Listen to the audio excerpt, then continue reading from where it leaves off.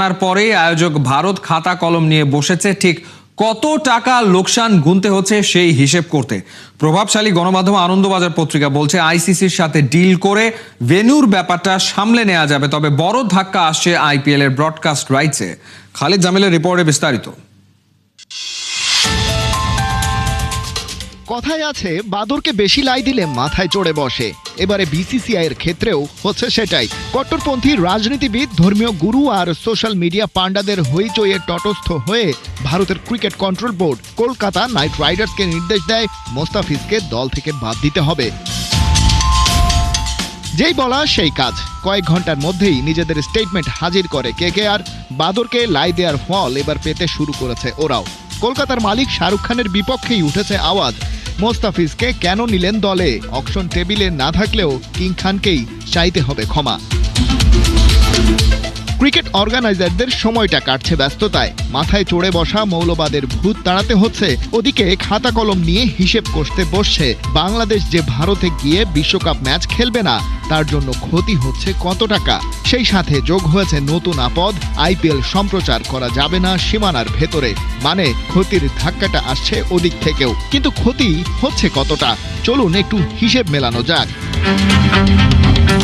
Match হলে কত আয় সেটা বের করা গেলেও স্পোর্টস ইভেন্টের রানিং বিজনেস মডেলে খেলা না হলে কত ক্ষতি সেটা বের করা মুশকিলই। প্রভাবশালী ভারতীয় দৈনিক আনন্দবাজার পত্রিকা এস্টিমেট করার জন্য 3টা সম্ভাব্য সিচুয়েশন ধরে নিয়েছে।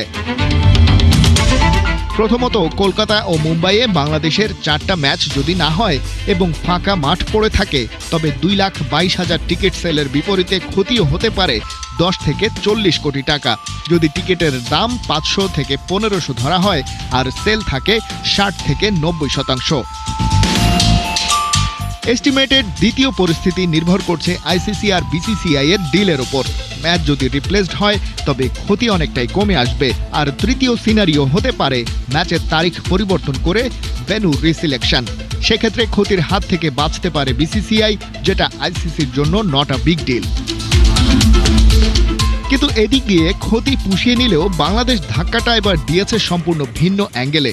বিশ্বকাপের পরে হবে আইপিএল, যেটা করা যাবে না সম্প্রচার। তথ্য মন্ত্রণালয় থেকে এসেছে অফিসিয়াল নির্দেশনা। বাংলাদেশ থেকে আইপিএল দেখা না গেলে তাতে বিসিসিআই এর ক্ষতির পরিমাণ কত তা বের করাও বেশ জরুরি। কারণ ভারতের ক্রিকেট কন্ট্রোল বোর্ড এই টুর্নামেন্টের ব্রডকাস্ট রাইট বিক্রি করে পুরো সাবকন্টিনেন্টে, অর্থাৎ সেটা বাংলাদেশের পাশাপাশি শ্রীলঙ্কা, নেপাল আর ভুটানের ক্ষেত্রেও প্রযোজ্য।